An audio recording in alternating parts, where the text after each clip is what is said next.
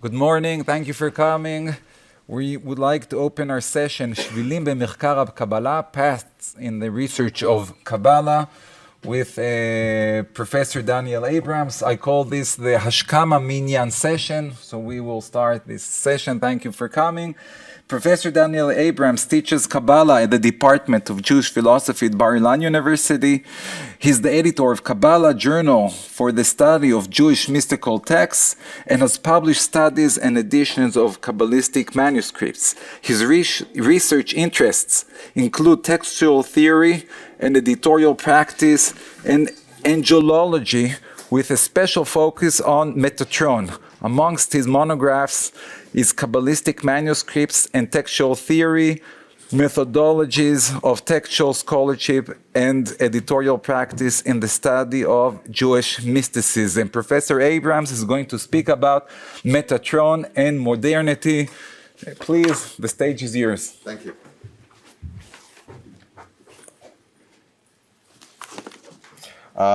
I would like to thank Asaf Tamari and the Ben-Zvi Institute for this conference, and including someone who is primarily a medievalist. Okay. My talk today, this works? My talk today will seek to map out the ways Metatron appeared in modern texts and media as a cultural signpost of the shifting horizons of religious and post-religious mentalities. Esoteric traditions of Metatron were appropriated, reinterpreted, and some were found to be objectionable as Metatron entered modernity. As we shall see, for some, Metatron represented a belief in angels more generally, and was seen as a focal point for accepting or rejecting older ideas about the nature of God, which were appealing or impossible to accept for Jews who broke from Kabbalistic traditions as Jewish identity was reconsidered in the modern period. In the 20th century, we see a shift from a focus on Metatron as found in the celebrated account of the four who entered Pardes in the Talmud, as the angels seated next to God before Elisha, who misrecognized Metatron's role above and declared that there might be two powers in heaven. Elisha replaced Metatron as the poster child of the modern anxiety of misconceived ideas and became emblematic. Recording in progress. It's good to know. And became emblematic of the inner struggles of the modern Jew in what to reject and what to accept in modernity. Finally, we shall see that Metatron was adopted by popular culture in graphic novels, animation, Hollywood movies, and commercial media as the hero that traverses the set boundaries of heaven and earth, a return to the older structures of the esoteric traditions. No doubt the Jewish Enlightenment at the end of the 18th century consciously sought to extract Jews, socially and culturally, from the insularity of a mindset that closed Jewish society off to the changes taking place in the larger world. Kabbalah was thus not rejected or accepted as in the past, even if as a binary, that is an inappropriate framing and an overstatement. Rather, the texts were reconsidered by dismantling the assumptions that gave the Kabbalistic interpretations viability.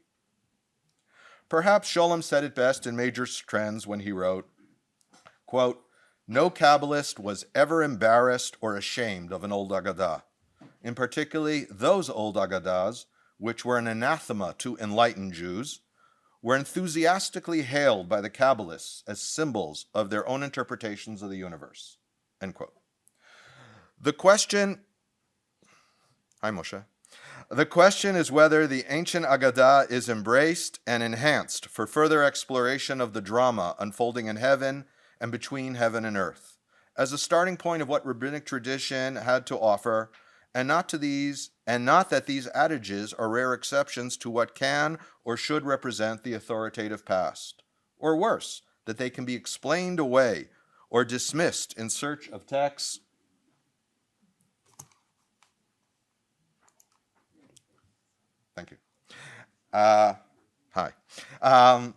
or worse, that they can be explained away or dismissed in search of texts that accord with modern day expectations. Metatron is the perfect test case for illustrating what took place in these years and what unfolded in its wake.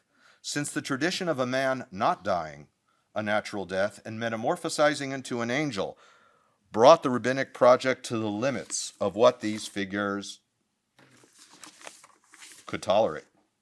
This should frame the series of discussions by Samuel David Luzzatto, Isaac Bear Levinson, and Shlomo Yehuda Rappaport. End of the 18th century and through the mid-19th century. In a letter Luzzatto wrote to Rappaport, published in Volume 4 of Kerem Chemed, 1839, questions are asked about the traditions of Enoch and Metatron, which are telling of the issues that bothered these figures in the 19th century. We can now turn to Levinson's remarks found in his handwritten essay in a New York manuscript, JTS 1304, and printed as a chapter of his book, Pituchei Chotam. There we have extensive discussions of the etymology of the name Metatron and various discussions about this matter. But here we find an embracing of Kabbalistic adaptations of the earlier traditions, despite any historical appreciation of the development of traditions about Metatron. The opposite direction is exemplified by Samuel Israel Horowitz. In his collection of studies From Where to Where, Horowitz attempted to show that rabbinic traditions could not stand up to the expectations of the modern world and the demands of rational thought. Horowitz's sarcasm is evident throughout. He debased the Kabbalah in order to bring down Hasidism, which was his primary goal. A fascinating exception to the cultural appropriation of the account of the four who entered Pardes was forwarded by Moshe Idel in a fantastic lecture entitled Between Sfirot and Demonology in Pardes, available on YouTube, delivered in 1991. In Idel's argument, the reception of the account of the four who entered Pardes is based on an allegorical reading of the encounter with other cultures and bodies of knowledge. I would take the key from his argument about the Middle Ages and note that in the 20th century, many historical narratives, fiction, based on the account of the four who entered Pardes, as well as explorations of the biography of Elisha ben Abuye were composed. I suggest that this was a sign of the crisis facing modernity, where Elisha served as the protagonist, a notable shift away from Metatron, who was the object of inquiry in earlier centuries, with the notable exception of Aaron Zeitlin and a nod to Nathan Wolski, who wrote an article about it. I begin with a passing note about Moshe David Hoffman, who wrote a book and other essays about Elisha, in which he interpreted the title Acher as an acronym for Ish Chaver Romi, someone who changed sides and identified as a member of Roman culture instead of rabbinic Jewish culture. In 1939, Milton Steinberg published a novel entitled As a Driven Leaf, which is a historical biography or fiction of Elisha ben Abuye. Most notably, the vision of Metatron and the heresy of the two powers was sidelined, basically absent, and instead Steinberg presented the inner struggles of Elisha with his faith. In this account, Elisha can no longer adhere to rabbinic traditions since he cannot prove the principles that are its foundation. Instead, he turned to Euclidean geometry, which can be demonstrated step by step, and so he left the faith of the community. The narrative I have provided so far is a turn away from discussions about the biography of Enoch, who became Metatron in ancient and medieval texts, to the function of this tradition as a litmus test of belief in the authority of esoteric traditions as Jews entered modernity.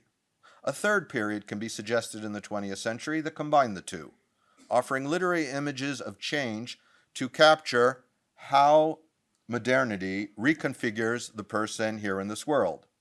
This move might be already anticipated in the Talmudic account of the Pardes, in that Elisha is termed the other. While countless interpretations of this name have been offered, he clearly underwent a transformation, shifting his beliefs, and he was no longer the same. This should be contrasted with the physical change of Enoch, who underwent in 3 Enoch, not the Talmud, a metamorphosis. So Elisha is going out or down, and Metatron is going up and to a better life, presumably. The terms transformation and metamorphosis have been confused often in the related literature, and in many cases are equated with one another. The first should be defined as a shift of stance or mentality of one's current constitution, moving from one possibility of one's mental or psychological state within the context of what constitutes the self, however that is defined, to that of another state. Metamorphosis, however, should be understood as the translation or fundamental change of one's current physical constitution into another form, or becoming a separate, identifiable being, even another species or entity. And this change is usually permanent, although some narratives account for the metamorphosis to be reversed back. It should be recalled that Enoch's metamorphosis resulted in him becoming Metatron, who recounted his earlier life to Rébbe Yishmael, demonstrating that some form of his identity remained intact. The most celebrated narrative of the human-animal transformation is undoubtedly Kafka's novella The Metamorphosis, in which the protagonist, Gregor Samsa, a salesman, wakes up one morning only to find that he is a monstrous insect, ungeheures ungeziefer, an unnamed species, but the term also denotes vermin, or something vile like a cockroach. There is a rich body of literary interpretations to this work, including the view that Kafka was offering a statement of otherness in the modern world through the absurd image of what one might experience on becoming the truly other, and a grotesque one at that. There is some basis for suggesting that Kafka was trying to capture something about the Jew in modern society, reversing the acceptance of the assimilated Jew, who is now garbed in Western clothing, speaks German, and lives in an apartment building with Gentile tenants, his neighbors. It is no coincidence, therefore, that the indeterminate species of bug is vile or vermin, which it was at the time a common anti-Semitic epithet for Jews. I might be going too far with this reading if I were to suggest that the metamorphosis as a narrative of the absurd in imaging the other as a bug might actually be considered in more literal terms. If the anti-Semitic theme is taken to its logical end, then the Jewish tenant could not live there as the secularized Jew, as just another person, but was considered to be the vile bug, and was so exposed as the other, who could not return to his human self. And as you know, he dies in the end as a bug. I am aware that this is a radical reading, but let us recall that only a decade or two later, the comic book character of Superman would be first drawn up, the only superhero who is not a human and who takes on the disguise as a human to become Clark Kent.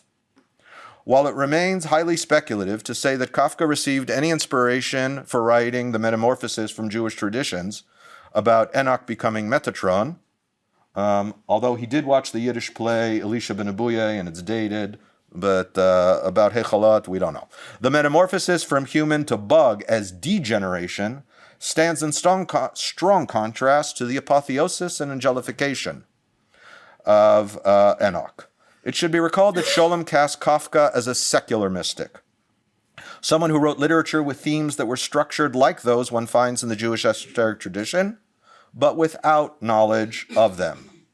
If Kafka eavesdropped on traditions, that's Scholem's phrase, Walter Benjamin, by contrast, there we go, knew of Jewish angelology from discussions with his friend Gershom Scholem, and it's documented.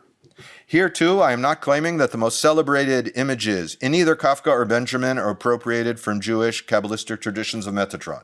I am not saying that. That would be too strong a claim. However, we can paint the canvas of the cultural needs of early 20th century Jewish thinkers to engage in ideas of metamorphosis and angelology. For Kafka, humans descend the ladder of being to the lowest and most vile species on earth, while for Benjamin, the artistic rendering of the new angel by Paul Klee becomes the angel of history that marks or summons historical consciousness, negotiating a relationship between past and future, Scholem viewed both as spokesmen of a secular or even a profane culture, which no doubt he saw as a counterpoint to Jewish tradition.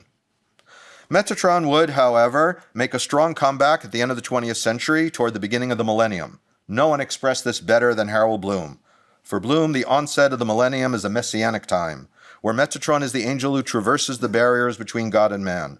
As the transfigured mortal, his phrase, Metatron is ideal for today, the possibility of becoming a mystic. Bloom used Idel's phrase, Enoch is Metatron, saying that everyone has the potential of becoming a mystic, a human that can reach the status of angel. Turning to graphic novels, because I'm trying to stay on time, we see the Golem, Lilith. Yes, comics on Lilith, and there is scholarly literature on this. And Metatron find their way to comic books and animated movies and computer games. And as you see, comics and computer games of Metatron, the Ascension of Metatron, and Metatron, the Awakening. This should be clear to all as figures who cross the boundaries between human and superhuman, characters who can sustain narratives about who each of us could be more than, how each of us could be more than who we are. The reverse side of the sphere of the monstrous and of the demonic, that which is more than human and threatens the human. Metatron has gone mainstream as a fixture in popular culture, including contemporary films. This brings us to the classic movie Dogma by Kevin Smith, where Alan Rickman appears as Metatron, identifies himself as such. This is not my interpretation. And where Metatron says, Metatron acts as the voice of God. Any documented occasion when some Yahoo claims to have spoken with God, they're speaking to me. And this could be a line out of a medieval manuscript. We now go to the conclusion. Metatron has been shown here to be a marker of modernity as Jews grappled with the degree to which they can hold on to ancient traditions that run in the face of modern rationalist and scientific understandings of the world. The conflicted relationship with tradition overlaps with an interest of general culture today, outside of Jewish communities, to seek a folklore that can express and give structure to cultural and spiritual needs. This addresses the most important questions concerning Metatron and modernity. The most important question is, why Metatron? Why now? The answer, I suggest, is that no angel or figure is more suitable for capturing the needs of contemporary culture for spiritual change, where metamorphosis serves as a metaphor for inner transformation that bridges the gap between human and divine via the human who became an angel. Thank you. Boom. You're early. Thank you for the fascinating lecture. No one ever complained of a lecture too short. Yes. We would like to collect questions. Now's the time. English and Hebrew. You're invited. בבקשה, פיטר. שאלה קטנה עם הוורסיה המאוחרת של מטטרון כתופר מנהלים, גם מצאת דברים בתקופתנו, במודרניות. In English or Hebrew? Whatever you prefer. זה עובד? כן. השאלה הייתה אם יש ביטוי למסורת של מטטרון תופר מנהלים בתקופה המודרנית. Is he a cobbler? Yes. There's a movie called The Cobbler, where the shoemaker puts on shoes, and then he takes on the form of anyone who owned the shoes. True. You saw it. I saw the movie. Okay, it's a lot on Netflix, but Metatron is not mentioned in the movie, but we have a cobbler who goes through transformation, and the main actor is a Jew, but again. Look, I'm not a Jungian, so I don't go through the archetypes, but freely associating, that's right on point. Yes. תודה, זה היה מרתק וככה ממש מעורר המון מחשבה. כחוקרת ספרות עברית רציתי לשאול איך אתה רואה את הספר החדש של אייל חיוטמן, מסכת תהום, וההתייחסות המרכזית שלו אלישע בן אבויה והטרנספורמציות שהוא עובר, בתוך השאלה הגדולה הזאת שלך למה עכשיו ולמה מטאטרון. תודה. הוא זכה בפרס ספיר 2024. אז זה צריך להיות הספר בראש הערימה של הצרים שאני צריך לקרוא. בעקבות ההרצאה. אני מתנצל, אבל אני רק מדבר על דברים שקראתי, אז אני צריך לקרוא. אלקה, בבקשה. כל מי ששואל is invited to the stage. The floor is yours. Thank you very much, Daniel. This was very fascinating. You were talking about the transformation as changing the relationship between human and divine. But when you talk about Kafka, of course, it's changing the relationship among humans. I mean, between Samsa and the human society.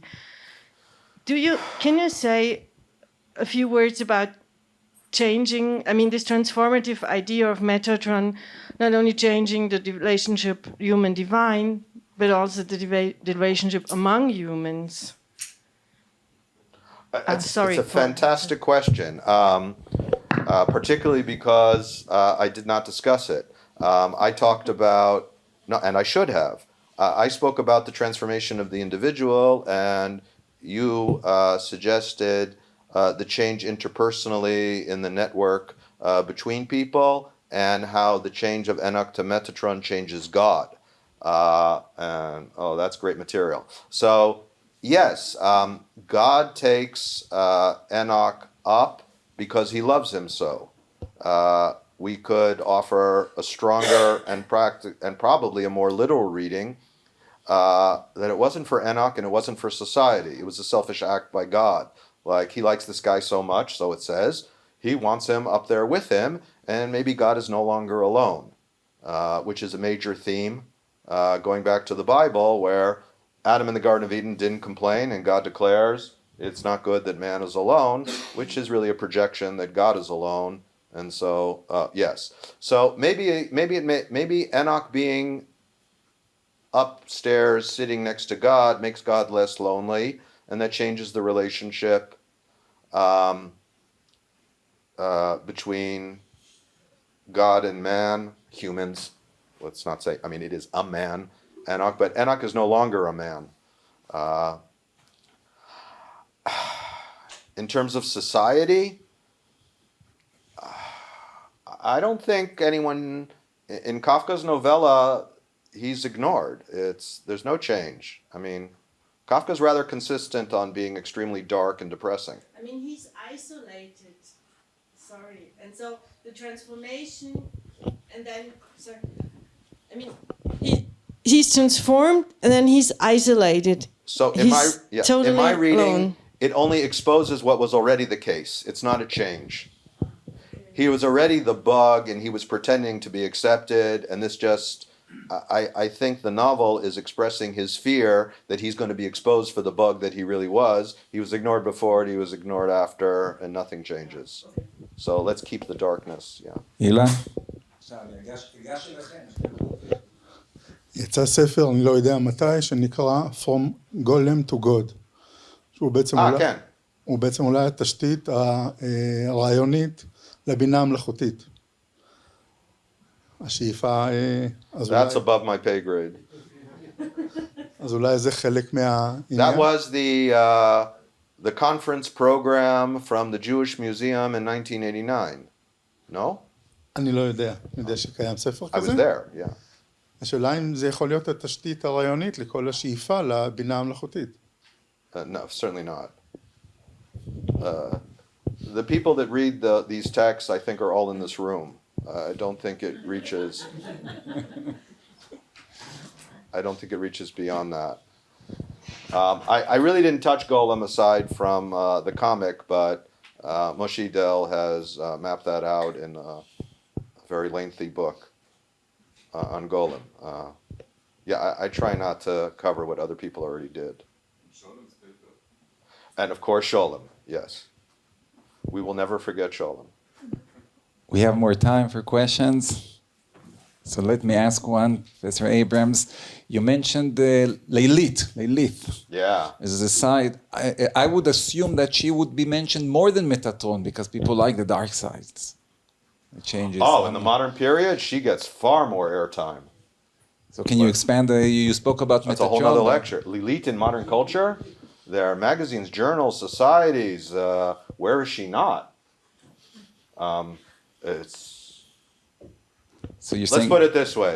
If I were to lecture on Lilith instead of Metatron, it would be standing room only. It's just this. Boaz can confirm.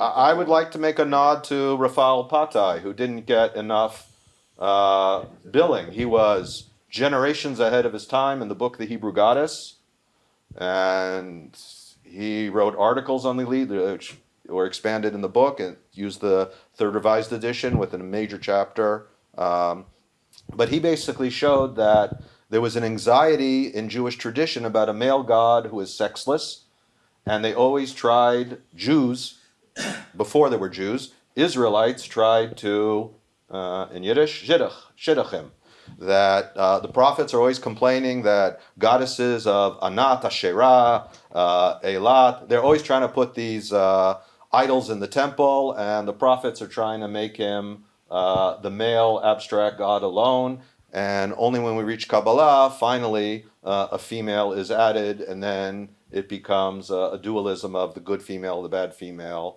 and an entire literature is produced. Thank you. Last but not least, last question. כן, בועז. לא הכרתי את דוגמה, שנראה מאוד מעניין, גם בריין אוגרן לא כתב עליו, נראה שיכול היה להשתלב. מעניין קצת העניין של שרפים כאן, שהוא מנכנס עם שרפים, אני חושב שזה כבר מראה שהוא כנראה מקבל וקשור לאיזושהי מסורת אחרת. אני יודע שהוא קתולי, סתם אם אתה יודע משהו, אבל נראה מאוד מעניין. הסתכלתי עכשיו בוויקיפדיה, אמור לצאת המשך לסרט. Oh, cool. מי קתולי? הבמאי. הוא טוען שזה נעשה מפרספקטיבה קתולית. Yeah, okay. I assume the subtext Boaz is trying to talk about the interface between Jewish and Christian appropriations of older traditions. Yeah, absolutely. Yeah, Boaz is right on that. One of my favorite movies, Constantine. Yeah, Keanu Reeves. Okay, I would just express my dismay when cinematic references in class to try and make the medieval texts more applicable fall on deaf ears to students who have not watched enough movies. But okay, here apparently it was well received. So thank you all. Thank you very much, Professor Abrams. I would like to invite our second speaker, Dr. Elke Morlok. Dr. Morlok studied Protestant theology and Jewish studies in Tübingen, Heidelberg, and Jerusalem. She received her PhD from the Hebrew University of Jerusalem in 2008 under the supervision of Professor Moshe Idel with a dissertation on Joseph Gicatilia. In 2017, she completed her habilitation at Frankfurt University on a Scala in Kabbalah. She's currently conducting the research project Kabbalah as a paradigm of transfer between Judaism and Christianity, funded by the German Research Foundation at Frankfurt University. Please, Dr. Elke, the stage is yours. Thank you very much. This is your presentation? Yeah. So thank you very much to the organizers and for the audience coming at this early hour. I know I'm entering a minefield, but I'll try nevertheless about talking about Gershom Scholem. we see the priority or the interest of Scholem already on his list, or his interest in Christian Kabbalah on his list of books shipped from Hamburg in 1923, when he puts on the top of it Knoll von Rosenroth's Kabbalah Denudata, the 2 volumes of 1684 and 1677. So we see already that he has a great interest, although he published not many articles, not even a book on the topic. I'm going to talk today about Gershom Scholem and Christian Kabbalah and the different Galgulim and the ambiguous relationship. Then I enter Ernst Benz, a Christian theologian, and his search for Ecclesia Spiritualis. Then we have to talk about Eranos. We could turn to the annotation in Ben's book on Christian Kabbalah, and then I'm trying to give a kind of conclusion. 9 days before I was born, Gershom Scholem received the Reuchlin Prize of the city of Pforzheim. Now you all know how old I am. He gave a speech, the Erforschung, the research of Kabbalah from Reuchlin to the present time. His speech in Pforzheim opens with the words shock, scandal, and sensation, that the Christians were shocked when they saw that there is something like Kabbalah, and that is very similar to Jewish tradition. This reminds us, of course, of his use of the word scandalon when he compares the cross and the apostasy.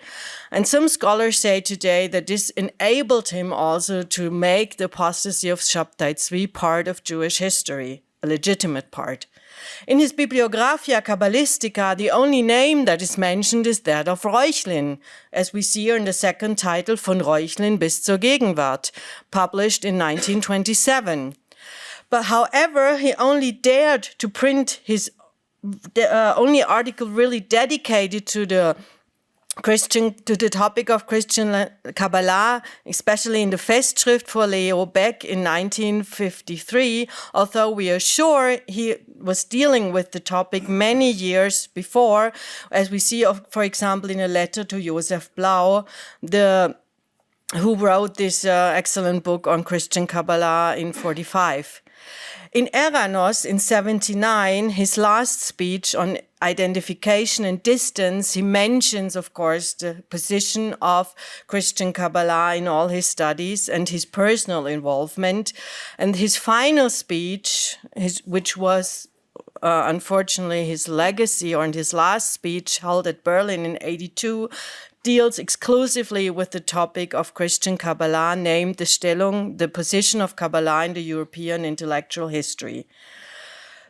The most important research on this topic has been published by Saverio Campanini just recently in the last Sutot volume, but already before in 2007, and now in his new book, Kabbalah Christiani, Gershom Scholem's articles on Christian Kabbalah.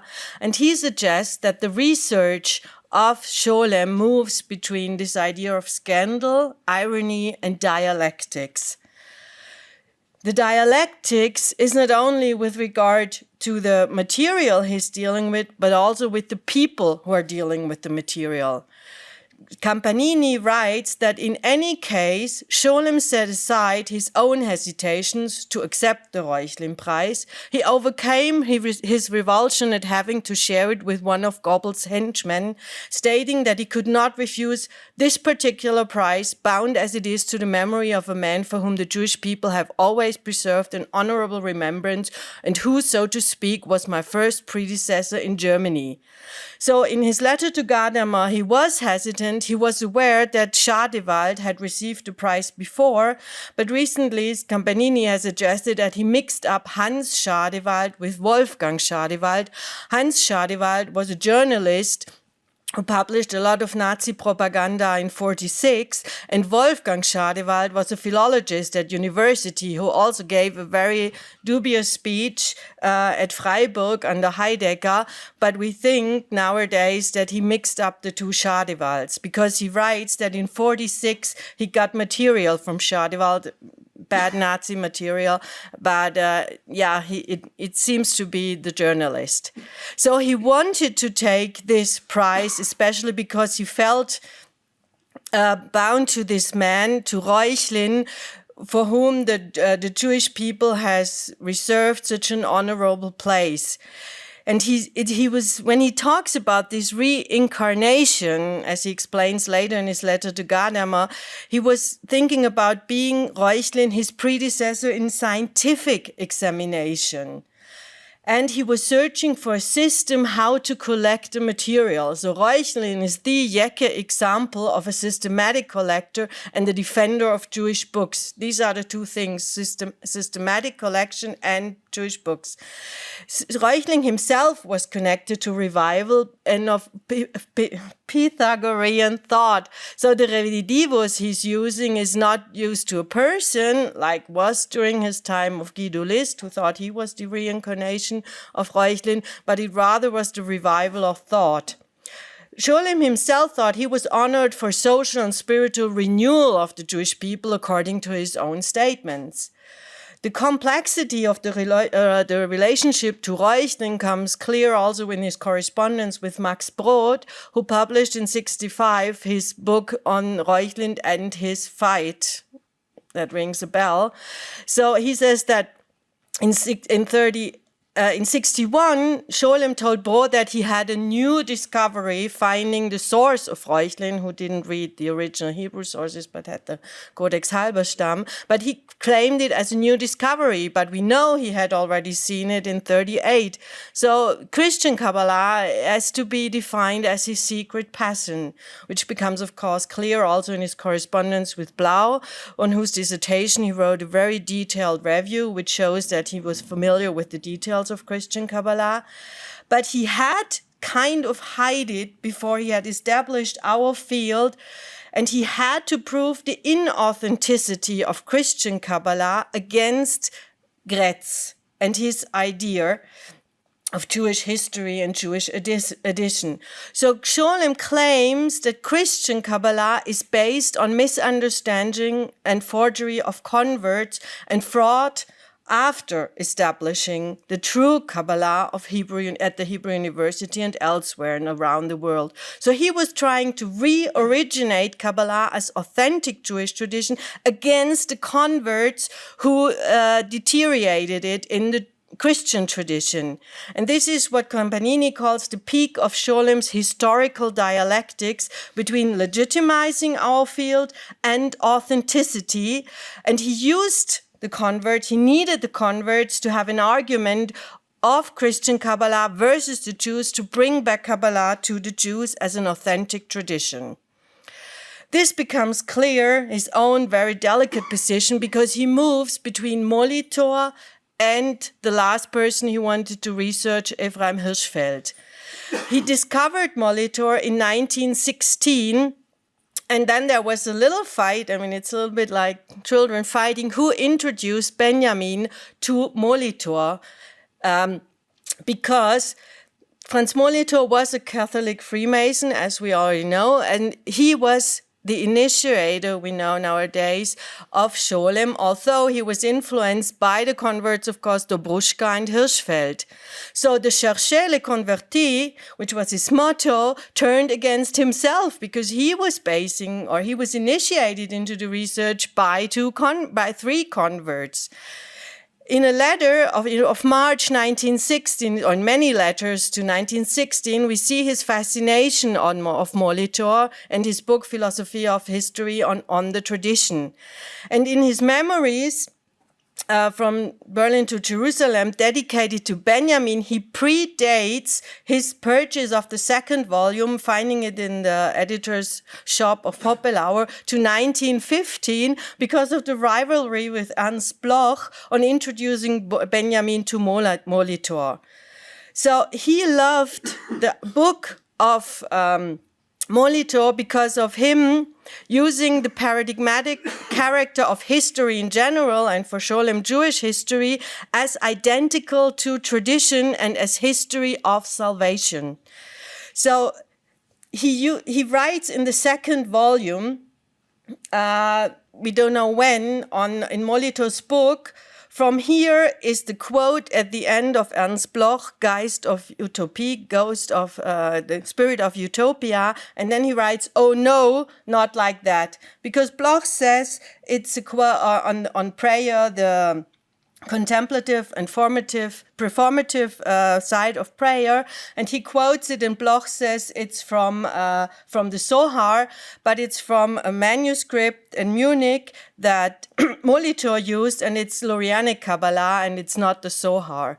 And Scholem, of course, was aware of that. So he can prove that Bloch used Molitor and not the manuscript. The irony of his relationship to Christian Kabbalah or to Kabbalah in general becomes clear, of course, in his 10 unhistorical aphorisms or dicta. The first is already dealing with irony when he says the philology of a mystical discipline such as Kabbalah has something ironical about itself. It's surrounded by a veil of fog. The fog comes from Gretz. The essential core of Kabbalah disappears in the historical projection. So it ends, the aphorism, that the tradition, only declining tradition falls upon an object, and only in its falling or its failing, the Verfall, its greatness becomes visible. So we can say that a possible guide in disguise to Scholem's attitude towards Christian Kabbalah was this idea of the falling and the Verfall. And he uses irony as a bridge, like Max Brod says on Kafka, here comes again Kafka, between tragedy and comical relief. So it's his relationship to Christian Kabbalah in his early years can only be expressed in self-irony, and only later at Eranos, when he speaks when he has established our field, he speaks not only in aphorisms. That says in his last speech in Eranos, he's so happy he doesn't have to speak only in aphorisms, but in Eranos they had 2 hours to speak, which I wish we could do today.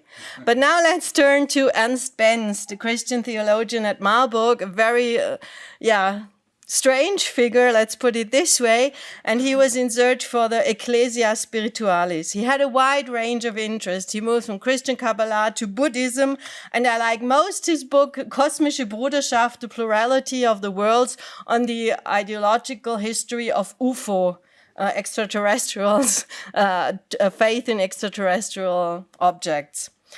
He was professor of church history and history of the dogma and of German mysticism, whatever that is, in Marburg. He was a member of the German Christians, the Deutsche Christen. He joined the SA in 1933 and was a member of the NSDAP from 1937 on. And then he followed the honorable resignation ordered by the Reichskammer in 1938.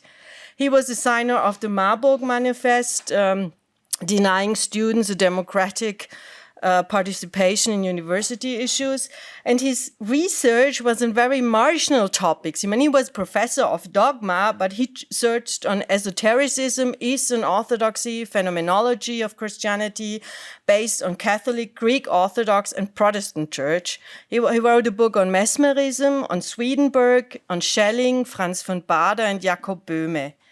What brings us back to Eranos is the place where he published his book on the Christian Kabbalah, because it appeared in the Rhein Verlag in Zurich, where, of course, the Eranos yearbooks appeared in a regular basis, and it was published in 1958. So Eranos is the key and the framework for Scholem, Benz, and, of course, Christian Kabbalah, because Scholem was very attached to Benz, and he loved to discuss with him, because he writes in his last speech, when we, Adolf Portmann, Erich Neumann, Roy Corbin, Ernst Benz, Mircea Eliade, Karl Karenyi, and many other scholars of religion, psychologists, philosophers, physicists, and biologists were trying to play our part in Eranos, the figure of Olga Fröbe, the great mother. So he was really enjoying these discussions with people who are scholars, who were really trying to bring in again into our scientific landscape the spiritualists, esotericists, theosophists, and other scholars on these topics. Benz was a participant at Eranos from 1953 on, and he had been recommended by Udolf Otto as a brilliant mind. He was very close to Ernesto Buonauiti, the scholar from the Vatican who also had a very dubious history, and Suzuki from 33 on the research on Hinduism, also present at Eranos. His initial contact with Scholem was via Fröbe-Kapteil, Olga Fröbe-Kapteil, in June 52. And then Benz invited Scholem to meet on his way from Frankfurt to Zurich in Meersburg, where Benz was living, and he invited him to meet him. This is in the letter from Marburg in January 53. But Scholem cancelled the meeting because he had learned that about Benson's past at the the NSDAP. We read this in his diary of August 52, end of August, so he didn't actually meet Benz, but they stayed in touch during all the years in the 50s and also until the 70s, because we have a letter of Scholem to Scholem after they met in Ascona, and Scholem had sent to Benz his major trends. And Benz was announcing his research on the rediscovery of myth in modern psychology in contexts of Schelling's philosophy and myth. So, of course, these are topics that Scholem was highly interested in.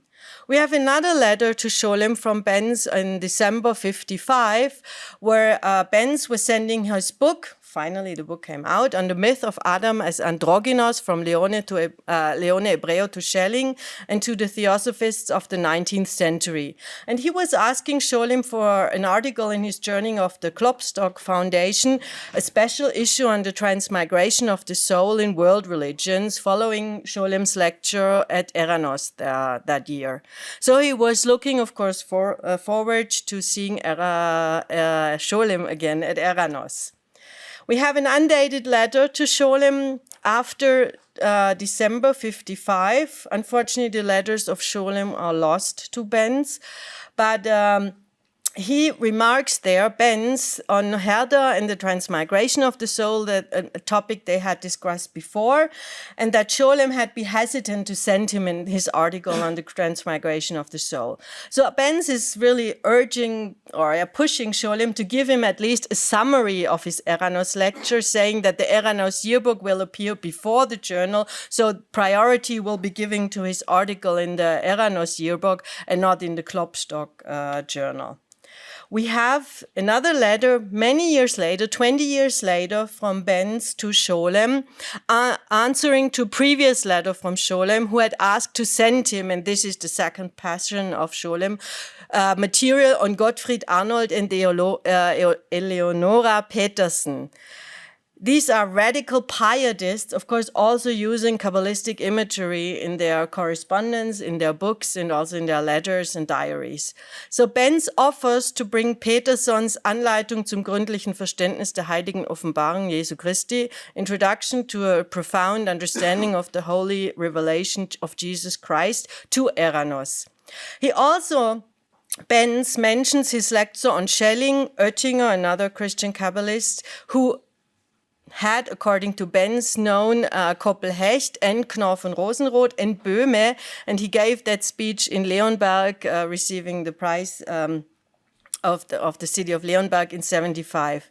I'm just mentioning that because I was born in Leonberg. So in September 75, Scholem had sent to Benz a manuscript of Kartanger's article on matriarchy for this Klopstock journal and asking him to send a copy to Kartanger's widow in Zurich. Kartanger had unfortunately died in the meantime. And then he ends the letter with saying that he stays now in Boston, but then he will be back in Jerusalem. So the letter to Scholem in 76 speaks about the planned visit of Scholem to Marburg, to the Sein-Wittgenstein Library, the Castle of Berleburg, and the University Library of Marburg, where he wanted to explore non-Jewish literature on Jewish mysticism and its effects on Christians. So Berleburg was the main center of radical pietists interested in Kabbalah. And we see here the passion of Scholem, of course, to search all these books in Germany of non-Jewish writers on Jewish mysticism, and of course of the appropriation of mysticism, of Jewish mysticism in Christian mystical thought. He has a reference This is the only letter we have from Scholem to Benz to the Castle Library of Lauchbach. And of course, we have with a handwritten note about the planned book of Wolfgang Philipp on Philo-Semitism in the Baroque. Now we finally turn to the annotations in the last 6 minutes that I checked in this book, on Benson's book on Christian Kabbalah. We have certain categories of comments that Scholem makes. The most frequent ones are those of accusing Benz of plagiarism. And then he says, until here, he has word by word written from my article in the Beck volume. It's all from my book. So, of course, we know Scholem was very Yeke when it comes to other people quoting him and not saying they're quoting him. The other category is comments. Then we have corrections. And then we have additions. When he explicates, he says, this means, das heißt DH. He has questions and he has very ironic critique, which I love most. On page 12, he writes, from here on, the source is mine. So he's quoting me. Benz is quoting me, my article, but he mixes it up by quoting one sentence, and then he mixes it up with as if it was his own word, but it's all from me. And the all is, of course, underlined. The other one is the addition, or when he talks about Lull, Benz writes about Lull's idea of Ars Magna as natural revelation, and then Scholem says, nothing like this is in the authentic writings. Look at my article in Beck's Festschrift. What is interesting that when Benz writes Jewish orthodoxy, the word orthodoxy, Scholem adds, this means the real Kabbalists themselves. So he equates orthodoxy with the real Kabbalists. So he's still looking for the authentic tradition. On the passage on Pico and Heredia, who brought him in contact with forged Kabbalistic writings, you remember the idea of forged Kabbalah, Scholem writes on the margins, das gerade nicht, this really not. See now François Secret's continuation and the resume of mine on page 170. And then he puts in the text a quotation mark. You can't see it here. The other is, of course, on his dearest Reuchlin's Arte Kabbalistica. There he adds this, so it means like it's on the technique of Zerufei Otiyot that he uses in order to enter the Shin into the Tetragrammaton to show that it's the name of Jesus. And then Scholem writes, this means without any legitimate reason in the ideas and theses of the Kabbalists themselves. You see the frequent occurrence of legitimate, authentic, and Kabbalists themselves. Or in another, he writes, it's a correction, a book that appeared already before. This is on the margins of page 41. So this is corrections and explications. What I really loved is when Benz wrote about Rabbi Michael Yoffi, and Scholem as Michael Yoffi, a book. And then, this is really irony. And then Benz writes, Saadia Gaon is the most important representative of German Hasidism. Scholem's ironic note is totally innocent, no idea, so what, nonsense, Quatsch, So we have all these very ironic comments, and I like this very, ironic quote or comments on him. And what is very interesting is the questions he puts into the writing and the things that he would be interested in. Because when Benz writes on Radfede from Frankfurt and the daughter of Johann Jakob Schütz, who delivered the material to Knopf and Rosenroth, but this is something else, and he says that Radfede published Christian interpretations of the Kabbalistic teachings on Christology and Trinity. And then Scholem writes, this would have been very interesting. Which writings? But of course, Benz doesn't mention them. Okay. So Oettinger and Sommer, he was interested because in his big article in the Encyclopedia Judaica, he mentioned Sommer's book, the Summary Specimen Theologia Soharike of Goethe, and the Soharic system that is word by word from the book of Sommer and not by Oettinger, and so whatever. And he makes additions to the bibliography, and he tells Benz indirectly what is missing. So we have the corrections of Elke, when he's using the wrong edition and the wrong page and whatever. What I wanted to make sure is the ironic dialectics or the dialectical irony that Scholem has to use when he reacts to Christian scholars in writing on Christian Kabbalah.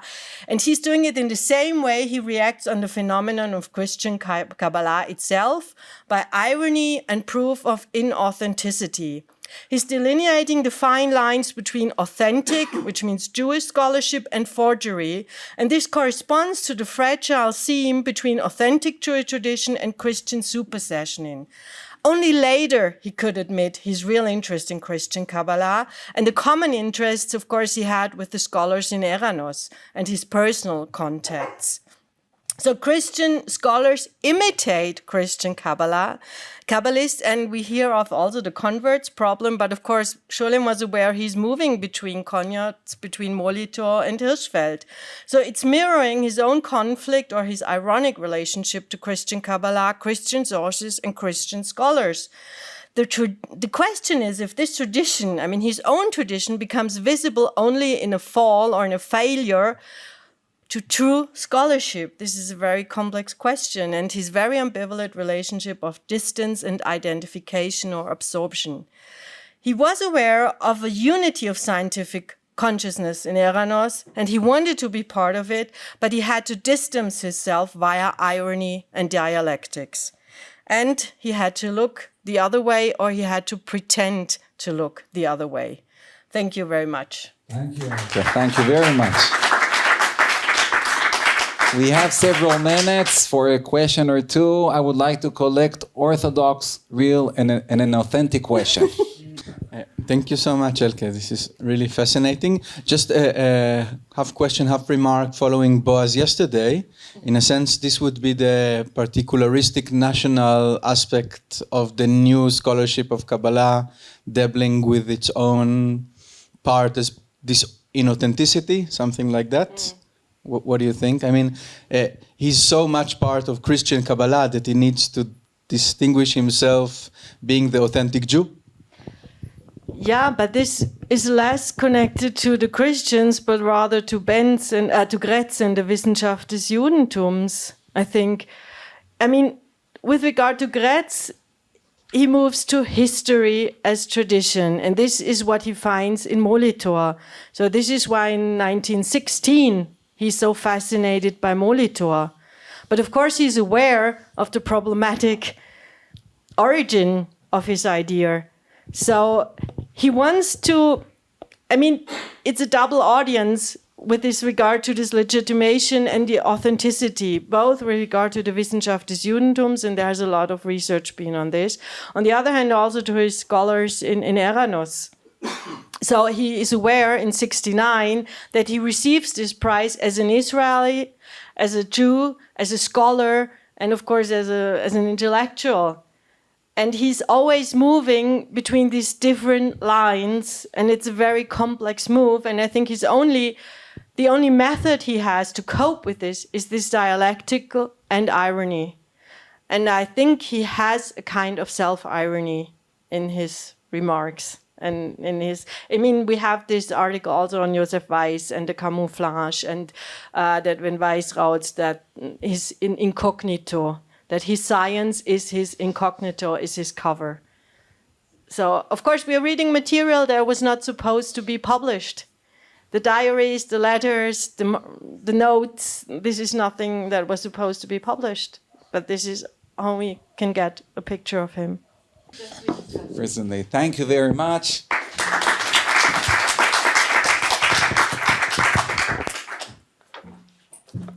I would like to do a Metatronic transformation, and we're transferring from English into Hebrew. אני מבקש להזמין, ואנחנו נשמע עכשיו את הרצאתו של מתניה אליצור, משנת הזוהר, תפוחותיה של אנתולוגיה קבלית ציונית.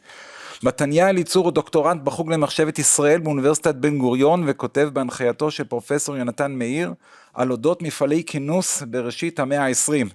מתניה הוא בעל תואר ראשון בפילוסופיה והגות יהודית מטעם המרכז האקדמי שלם, ותואר שני במחשבת ישראל מטעם אוניברסיטת בן גוריון. את עבודת התזה כתב גם כן אצל פרופסור מאיר, והיא עסקה בענפיו הקבליים של מפעל הכינוס הלאומי של ביאליק. מתניה, מוזמן. ברביעי ביולי 1949, בשלהי מלחמת השחרור, התקיימה לא רחוק מן המקום בו אנחנו יושבים, ברחוב רד"ק 24, מסיבה גדולה לרגל צאתו של ספר קבלי. אולם האורחים במסיבה זו היו רחוקים מאוד ממקובלים.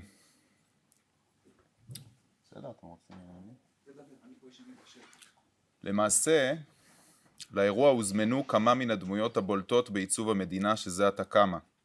ביניהם מדינאים, דוגמת זלמן שזר, לוי אשכול, בן ציון דינור ואחרים, עסקנים, סופרים וחוקרים.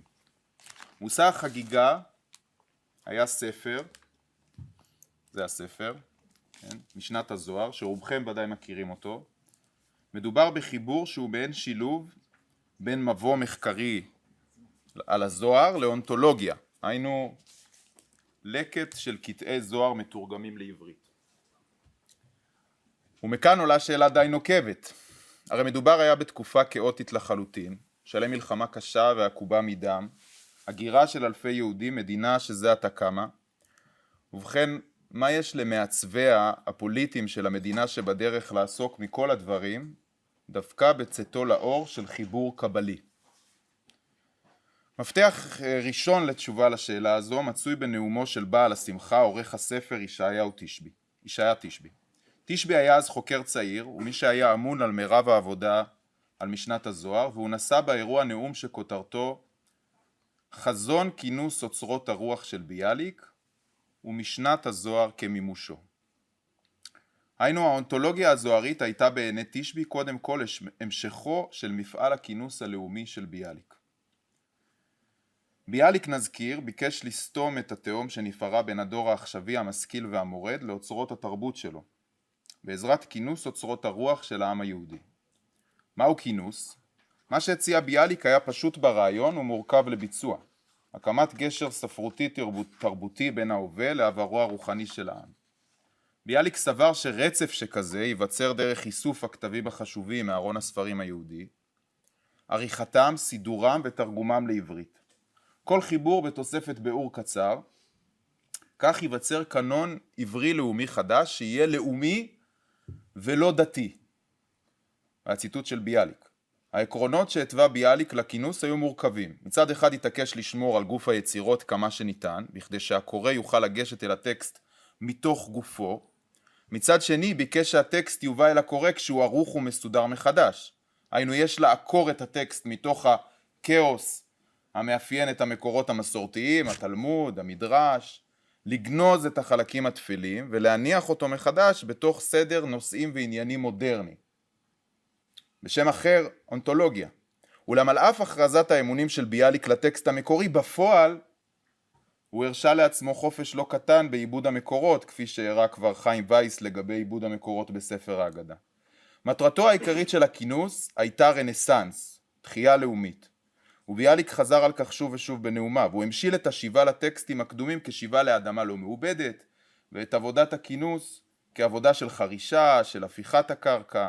מתוך קרקע ספרותית מעובדת יצמחו פירותיו של הכינוס, הלוא הם שפה, יצירה ותרבות עברית שיש בהן ממש. עד כאן לגבי כינוס הרוח של ביאליק. נשוב למשנת הזוהר. אם החיבור הוא למעשה מימוש של הכינוס של ביאליק, ברור מדוע הוא חלק אינטגרלי מן התחייה הלאומית. חיבור עממי שנועד להביא בפני הקהל הרחב את הטקסטים הקדומים של הזוהר באופן מסודר ונגיש. ואכן, מי שעמד מאחורי היוזמה להוצאת הזוהר העממי בלשון עברית היה תלמידו ומעריצו של ביאליק, והוא מופיע על הכריכה פה של משנת הזוהר, פישל לחובר. לחובר היה ממקימי מוסד ביאליק שקם ב-1934, פחות מחודש אחרי לכתו של ביאליק, ומטרתו המוצהרת הייתה כינוס ספרות הדורות ברוח ביאליק. אגב, בזכות העדת המוסדות הציוניים לכינוס של ביאליק, זכה המוסד לתקציב קבוע מההסתדרות הציונים, ולא הרבה יודעים, אבל גם בעשור הראשון לקיומה של מדינת ישראל התקיימו ועדות כינוס, לקבוע איזה ספרים ייכנסו לתוך הקנון, ממשלתיות, שבהם למוסד ביאליק היה חלק מרכזי. נשוב ללחובר. לחובר היה עסוק באותה עת במונוגרפיה ארוכה על חייו ויצירתו של ביאליק, ולמעשה עד שנות ה-30 כלל לא עסק בקבלה. פתאום הוא קסם ממנה והחל להתעניין בנושא. למה הוא החל להתעניין בקבלה? זו שאלה. לפי יעקב פיכמן, היה זה הלל צייטלין, שנטע אצל לחובר את האהבה לספרות הסוד היהודית. ורבים מכם ודאי יודעים שצייטלין בעצמו ניסה להוציא גרסה מתורגמת לעברית של הזוהר, כן, בראשית המאה ה-20, וכתב על כך כבר פרופסור מאיר, שהראה שגם ניסיון הזה הושפע מהכינוס של ביאליק בצורה משמעותית. את התקרבותו הפתאומית של לחובר לקבלה, תיאר בפניו באירוניה גרשום שלום, שוב שלום, שכתב לו ככה: יפה עברת מכת המשכילים אל מחנה המקובלים. אולם לחובר לא ראה עצמו בר סמכה להרים לבדו מפעל נרחב של כינוס זוהרי. מסיבה זו גייס לעבודה על מה שקרוי היה אז הזוהר העממי, את חברו ומכרו שמואל אבא הורודצקי. הורודצקי היה מן הדמויות הראשונות, אם כי הנשכח מביניהם, של מה שמכונה השיבה הנאו-רומנטית אל הקבלה בראשית המאה ה-20. הוא היה שקוע במשך שנים על הוצאתם של מסות וליקוטים אודות הקבלה והחסידות. בתפיסתו של הורודצקי היה המסתורין העברי, כך הוא קרא לו, יסוד מקורי ומהותי בתיאולוגיה העברית, ביטויה התוכי של מה שהוא כינה בשם יהדות הרגש. היינו הצד המיסטי, העממי, מלא כוחות החיים והדמיון של היהדות. הצד העומד אל מול וכנגד למה שכינה יהדות השכל, שביטויה הוא כמובן הפורמליזם ההלכתי רבני. על הזוהר כתב הורודצקי כי הוא החיה את היהדות. והוא כמובן התנגד לכל מחקר באשר לזמן יצירת הזוהר, וגרס כי הזוהר עומד למעלה ממקום וזמן.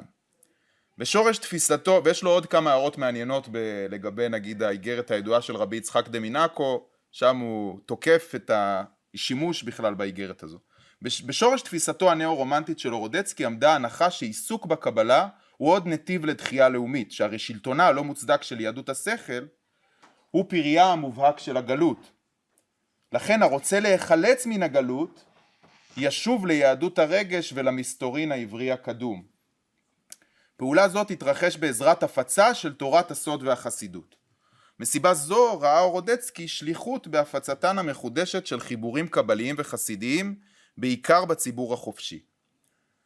לאור תפיסותיו אלו של הורודצקי ברור מדוע עורר מפעל כזוהר עממי בתרגום עברית התרגשות בליבו, וכך כתב ללחובר בתגובה להצעתו: מסרת לי בטובך את החלטת מוסד ביאליק, למסור לנו שנינו חיבור הספר שאני מציע לקוראו בשם משנת הזוהר.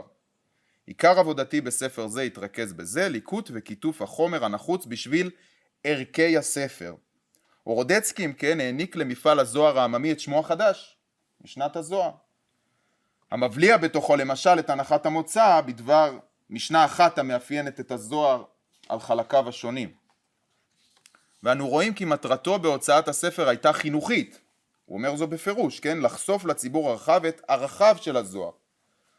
לחובר והורודצקי החלו לעבוד על משנת הזוהר בשנת 1940, בדיוק לפי המודל של ביאליק ורבניצקי, ואגב כל העדויות לזה נמצאות בארכיון גנזים. כשאלו כתבו את ספר ההגדה, זאת אומרת שביאליק ורבניצקי, כפי שאלו כתבו את ספר ההגדה, כן? ויש כרטיסיות, דוחות, עדויות, הכל מהזה. הם הדגישו במכתביהם למשה גרדון, מנהל מוסד ביאליק, כי הם רואים בספר קודם כל חיבור עממי, הנועד לפתוח את שערי הזוהר לפני היהודי החדש בן הדור, שאיננו נזקק ללשון ארמית, ואינו מבין בסתרי משליו וענייניו. לאור תפיסה זו, תוכנן משנת הזוהר להוות חיבור שהוא העתק של ספר ההגדה. היינו חיבור בעל מבוא קצר מאוד, הבנוי כלקט של אגדות וקטעי הגות מסודרים לפי נושאים. אגב, לעבודתם של לחובר והורודצקי היו לא מעט שותפים סמויים, שאי אפשר למצוא להם שום עדויות בחיבור של משנת הזוהר. כן, למשל המשורר יעקב כהן, או ראובן מרגליות, שבסוף שנות ה-30 הוציא את הזוהר המפורסם שלו, כן? ואפילו שי עגנון עצמו סייע לא מעט בייעוץ לתרגומים של לחובר, אלא שהוא הזהיר אותו בלשון הזו, אם תפרסם, וזה הלשון של עגנון במכתב שהוא כתב לחובר, אם תפרסם את תרגומך הנאה ותמצא לנכון להשתמש בלשונות שלי, בבקשה ממך אל תזכיר את שמי אפילו ברמז.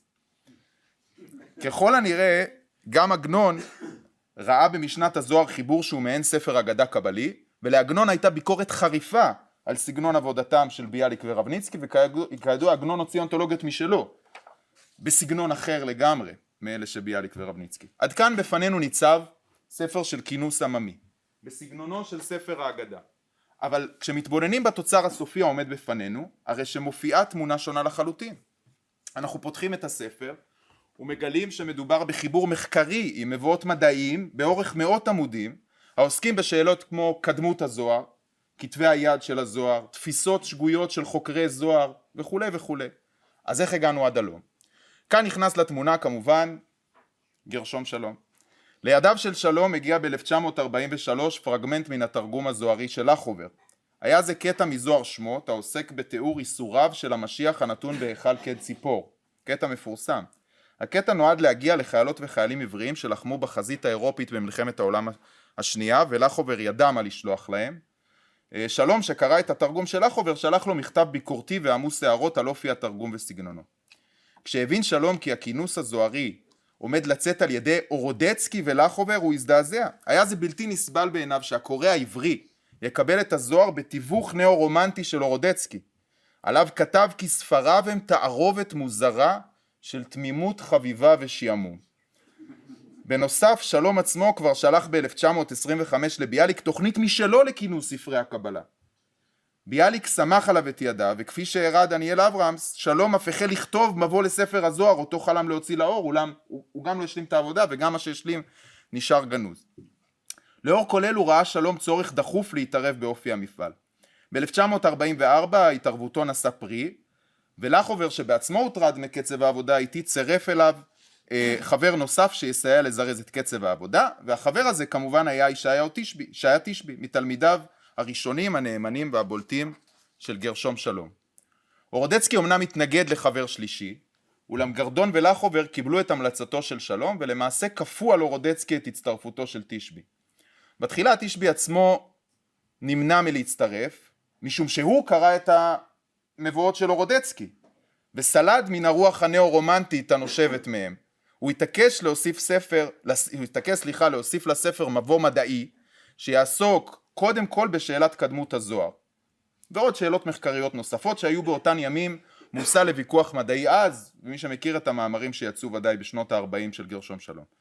לבסוף הוסכם בחוזה העבודה שמבואותיו של תשבי יופיעו לצד אלה של אורודצקי. קודם כל אורודצקי ואחר כך תשבי, וכך יצא הספר. ושמותיהם של השלושה יופיעו על כריכת הספר. הכל מצוי בהתכתבויות פיקנטיות ביניהם. אחרי שנה וחצי של עבודה לצד תשבי כתב לחובר, אני מעיד ואומר שהספר בצורה של עכשיו יהיה לכבוד למוסד ביאליק.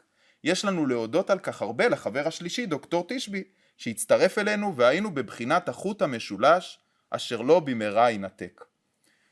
אידיליה זו נקטעה באופן טרגי עם מותו הפתאומי של לחובר בפברואר 1947. לכתו של מי שהיה החוט המקשר בין תשבי לאורודצקי, שביניהם נטושה הייתה מחלוקת רעיונית באשר לגישה היסודית לקבלה, הובילה לשורת הקריאות שסופן ויכוח מתוקשר ותביעה ייצוגית. לא כאן להרחיב בכל נפתולי הסכסוך. רק אומר שהתוצאה הייתה לבסוף הדחתו המוחלטת של אורודצקי, גניזת מבואותיו, מחיקת שמו מן הספר, אתם יכולים לראות על הספר, לא רק שהוא לא מופיע, אלא שהוא גם לא נזכר במבוא. אולי יש איזו הערה קטנה שם ממש. והעמדת הספר כולו על גישתו של תשבי, שהיא למעשה כמובן גישתו ההיסטורית פילולוגית של שלום. ועם המבואות אך ורק של תשבי, כן? זה לא היה הקרע היחיד אגב שנפער עם צאת הספר. שלום שתמך ביציאת הספר לאור, הלך והתרחק מתשבי מרגע צאת הספר. יוסף דן כתב על זה בכמה מקומות, והוא הסביר זאת באופן הבא, הוא כותב ככה: שלום מתנגד למפעל זה של משנת הזוהר, כשם שהתנגד לכל פופולריזציה ולכל ניסיון להביא את הדברים לפני הקהל הרחב. ושההתנגדות הזו היא הייתה השורש למחלוקת ולריב בין תשבי לשלום. הוא גם תולה את הריב הזה במחלוקת לגבי סדר הכתיבה של הזוהר, כן, של רמד"ל, מתי הוא כתב בדיוק, מתי הוא כתב את הזוהר ומתי הוא כתב את החיבורים העבריים. בכל מקרה אני סבור אחרת, מהרבה סיבות, ביניהם ששלום לא רק שלא התנגד למפעלי כינוס, אלא שתמך בהם ופעל לטובתם, הוא גם היה, שלום עצמו אגב היה מעורב בוועדות הכינוס הממשלתיות שהזכרתי אותם בהתחלה, ואני מרחיב על זה במאמר נפרד שיצא בכתב העת קבלה בקרוב, ולא זו הבמה לעסוק בכך, רק אומר כי חלק גדול מכרך א' למעשה נכתב מתוך ובהשראת סיכומי המחברות של תשבי.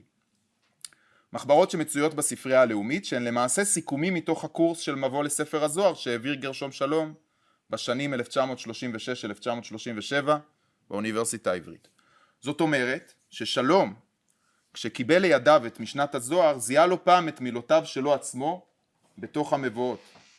האם שמח בכך? ההתרחקות ההדרגתית מתשבי מעידה שלו. ואולי הדבר קשור גם לחלומו הגנוז של שלום להוציא מבוא משלו לזוהר. לענייננו חשובה העובדה שמשנת הזוהר קיבלה בפועל צורה של חיבור מדעי היסטורי פילולוגי ברוח אסכולת שלום. ועל כך אין חולק. גם ברור שצורה זו היא רחוקה מזו שדמיינו לחובר אורודצקי. אמנם עדיין מדובר באונתולוגיה, כל מי שפתח את החיבור רואה שמדובר בקטעי זוהר קצרים מתורגמים עברית, כן? שעיקרה כמובן קטעי זוהר שמיועדים לציבור הרחב. אולם בסופו של דבר קטעי הזוהר מופיעים בין עשרות עמודים של מחקר די מייגע, עבור הציבור הרחב לכל הפחות, כן? וברור שספר כזה הוא הרבה פחות נגיש מספר האגדה.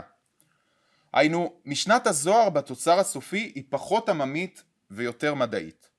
נשוב אם כן למסיבה ברחביה, זו שהזכרתי בפתיחה. הרי תשבי נשא אז נאום שלם שכותרתו היה, אני מזכיר, חזון כינוס אוצרות הרוח של ביאליק, ומשנת הזוהר כמימושו. אבל החיבור העומד לפנינו הוא חיבור מדעי, הבנוי ברוחו של גרשום שלום. אז איך משנת הזוהר נשארה בעיני תשבי מימוש של הכינוס התרבותי ספרותי של ביאליק? כאן יש לתת את הדעת על השקפתו של תשבי. באותו נאום במסיבה, שמצוי בכתב יד בארכיונו של תשבי, כתב תשבי כך: הרי התפקיד הגדול של דורנו, דור הגאולה והחירות הלאומית, בחקר היהדות בכלל ובחקר הזוהר והקבלה בפרט, לשחרר את רוח החקירה המדעית מכבלי שיעבוד כלשהו. וכך הוא חותם, הגאולה החיצונית צריכה להיות מלווה שחרור רוחני פנימי. הגאולה החיצונית היא כמובן התחייה הלאומית, אנחנו מדברים על 1949, כן? מלחמת השחרור עוד לא הסתיימה. ואילו הגאולה הפנימית, וכאן טמון החידוש, היא מדעי היהדות עצמם. ולא סתם, אלא חקר הזוהר והקבלה בפרט. ולא סתם, אלא החקירה החופשית כמובן. מהי החקירה החופשית? שאיננה נתונה להנחות קודמות, לא לאלו, ושלום חזר על כך המון, לא לאלו של שוללי הזוהר, אנשי חוכמת ישראל כמובן מהמאה ה-19, ולא של אלו של מעריציו של הזוהר, אלו המקובלים ובעלי התפיסה הנאו-רומנטית. היינו, התקומה הלאומית בעיני תשבי תלויה בהכרח בשחרור פנימי, ואותו שחרור הוא למעשה מעשה החקירה עצמו.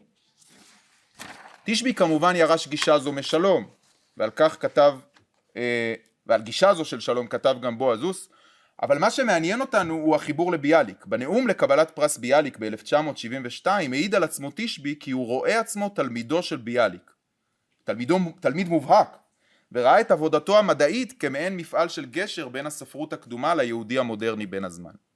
והנה כאן ראינו כי תשבי מאמץ את שפת הרנסנס והדחייה ששרתה את ביאליק לתאר את מעשה הכינוס התרבותי-לאומי.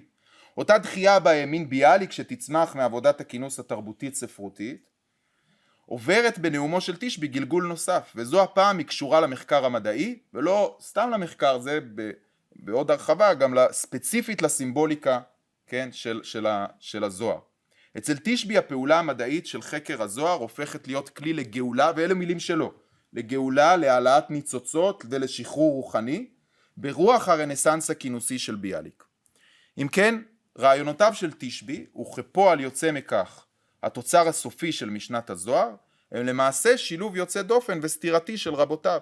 מצד אחד העריץ את משנתו של ביאליק וחפץ ללכת בדרכו, ומצד שני כתלמידו של שלום אימץ את דרכו המחקרית המדעית החמורה. שניות זו אצל תשבי הובילה לעירוב תבשילים ייחודי שהוליד את משנת הזוהר כפי שהיא לפנינו. עמל של שנים על מפעלי כינוס עממיים ומונומנטליים שתכליתם רנסנס לאומי תרבותי, אבל שכתוצאה מקפדנותו המחקרית הידועה של תשבי סבלו מטבעו המייגע של המדע החמור. והתמסרות למחקר בלשני היסטורי פילולוגי שלתוכו פלשו שאיפותיו ומאווייו הלאומיים של תשבי. בהערת סוגריים אני אגיד שהסיפור הלאומי, כן, המבנה העקרוני של משנת הזוהר הוא לאומי לעילה, כן? הוא מתחיל בתיאוסופיה, עובר להיסטוריוסופיה של העם היהודי, ועל פי התוכנית המקורית היה צריך להסתיים באסכטולוגיה, היינו שיא החיבור היה צריך להיות גאולת ישראל, וזה היה אמור להיות כרך ג' של משנת הזוהר, אלא שהוא לא יצא לאור בפועל, ונותר גנוז עד היום ומצוי במרתפי הספרייה הלאומית ומצפה לגואל. כעת אם נשוב לשאלה שפתחנו בה, מה למעצבי המדיניים והתרבותיים של המדינה הצעירה ולהפצת הזוהר, התשובה ברורה. תודעת התחייה והרנסנס שפעפעו בשני המפעלים הלאומיים הללו. זה הגשמי מדיני וזה הקבלי ספרותי.